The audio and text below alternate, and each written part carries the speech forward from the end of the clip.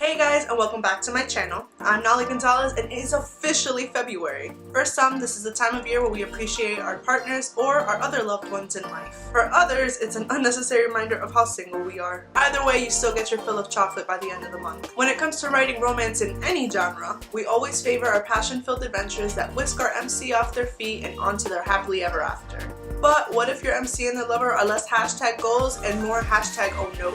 Well, today I'm sharing 9 traits that your romance is toxic as hell. Do know that you should always write the story that you want, but if you're trying to write the next couple's goals of literature, do watch out for these things. Number 1, insta-love. Almost every book has this. Your characters are infatuated the moment they meet. They move too quickly to confess their undying love for each other, and it's almost obsessive behavior. While having a connection is totally normal when people meet for the first time, being totally in love is unrealistic. Most relationships start off as crushes and develop into something. You'll catch your reader's attention more if your couple blossoms into something real rather than be willing to die for each other the instant their eyes meet across the room. Number 2, in love with the idea. Your MC or potential love interest feelings aren't based on anything real. The person you go on a first date with is not the same person you end up in a committed relationship with. While that has definitely double meaning, what I intend to say is that no one stays perfect forever. Women don't wear makeup and high heels 24/7, and men don't always shave and wear cologne. People get angry and sad and moody in all kinds of ways. If your characters truly love each other, they'll understand that the imperfections make their lover perfect for them.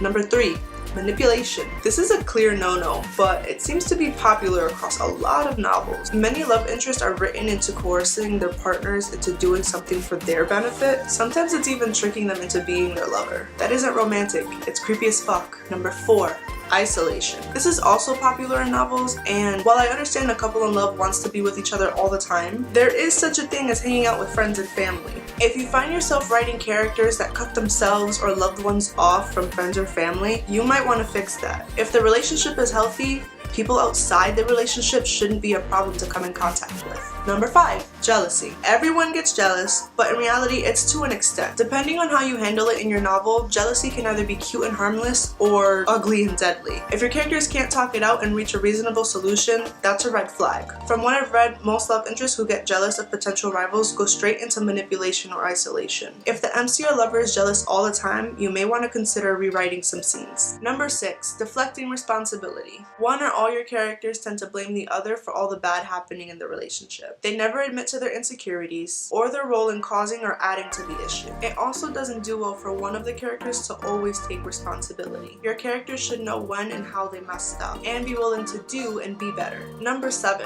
any kind of aggressive behavior. I shouldn't even need to bring this up, but I'll be mad at myself if I don't. While I haven't and won't name specific authors or titles, there are series out where the protagonist is being physically and or mentally abused by a potential or current love interest. Abuse, whether it's passive aggressive or actively aggressive, is not something to romanticize. Can people change? Definitely. And if the point of your story is to redeem a character, awesome, keep writing it the way you are. But establish that the character fell in love with the person for bettering themselves and not because they were being physically and or emotionally terrorized by this person. Number 8, your character feels guilty for not asking permission. New relationships don't worry about this because they're still growing and learning to understand each other. Seasoned relationships don't do this either. If your couple has been together for a while, the most they'll do is express consideration for their partner's feelings. An example, breaking their heart or trust. But if your MC chooses to forego a party or hang out with a friend of the opposite gender because their partner might get mad or straight up just doesn't like it, it's time for your couple to break up. And last, number 9, changing themselves for their lover. Tying into the rest of the toxic traits, if your character is making too quick,